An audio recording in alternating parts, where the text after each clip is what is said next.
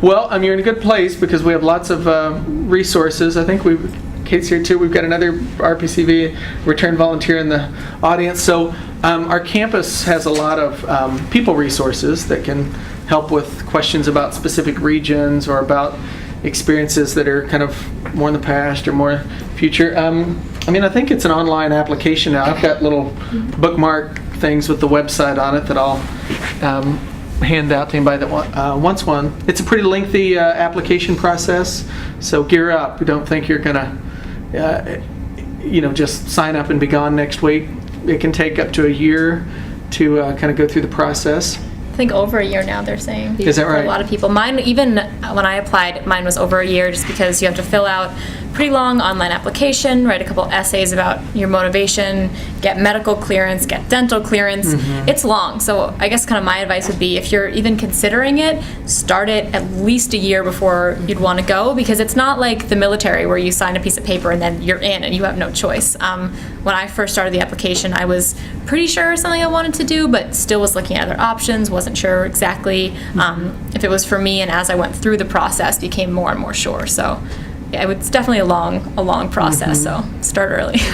And I would think in terms of, as you think about, is this Peace Corps for me? Like, is it something I want to do? The kind of questions I tend to ask people is, are you flexible? Like, are you, you may have a concrete idea of the general kind of experience you want to have, and you're committed to that.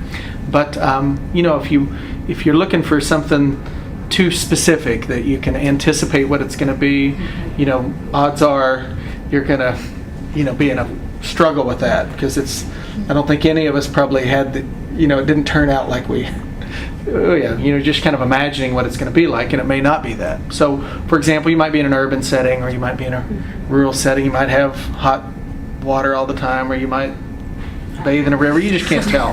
Running water. I didn't want how. Yeah. So, a key kind of thing to ask yourself in terms of Peace Corps specifically, there's a structure underneath you. There's healthcare, and kind of there's a structure that can be supportive and a track record with. So there's kind of some safety and security in that, but you really can't predict what it's going to be. So being open to what it would be, you can pick something like if you want to focus on a particular language or something, you can specify. But key characteristics would, in terms of is this going to be a good fit for me, would be like, am I kind of open to going where the need is and being there. I'd say something just as simple as time can be a very big challenge in other countries, because how things work in our country and how things work in maybe Central America, where I was very different in regards to time. So maybe we would start projects in something as kind of silly in a sense, is where you have a meeting in America. You would think, okay, we're going to have a meeting at 12. We are going to have a meeting that lasts for an hour. We're going to cover such and such points, and then we'll get started. We'll kick it off and go. Definitely the meetings, it was something to adjust to when you're talking about culture and learning to different quirks of cultures and whatnot. Is this meeting might start at 12, but you're there. No one shows up till maybe 12:30, 12:45, and that's just the norm. And then you have to have time to talk, and you have to go over like, how's your day? How's everything been? How are the kids? How's the family? How's the weather?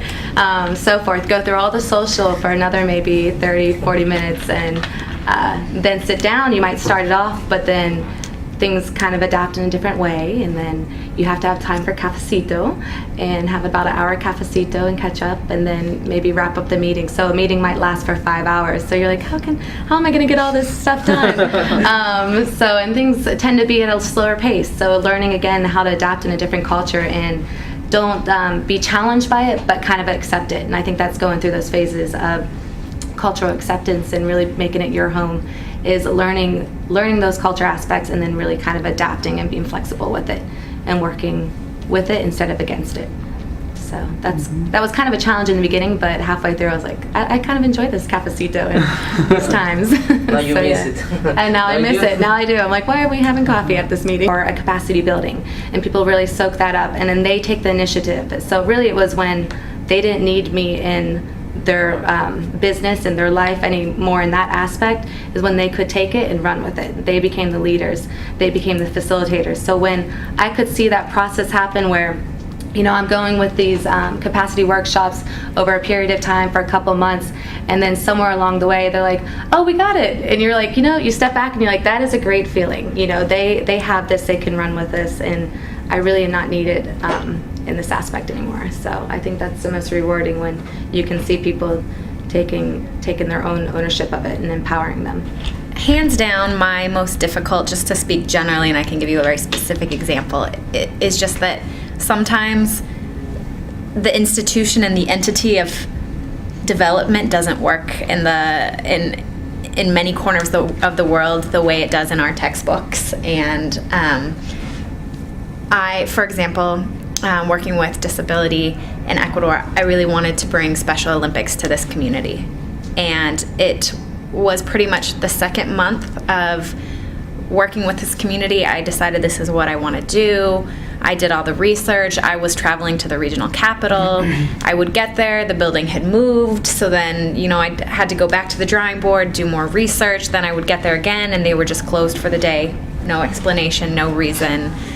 People just wanted the day off, or who knows. And just kind of dealing with the different concepts of how things work was definitely challenging, and trying to work within that and put together projects, put together events was challenging, but the most rewarding is like actually making things, helping get things off the ground in your community, and being part of a group's like realization of their own potential. I think that was really wonderful. Like, I oftentimes, when I reflect back on my service in Ecuador, I feel like I did so little, because I worked in this fantastic team with about 5 women who were really committed to this cause.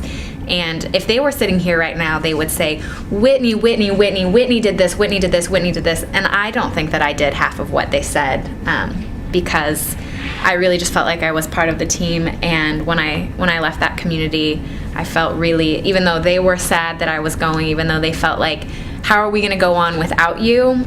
I know, because I talk to them about every 2 weeks. I know that they're doing fantastic, and I'm really happy to have played a role in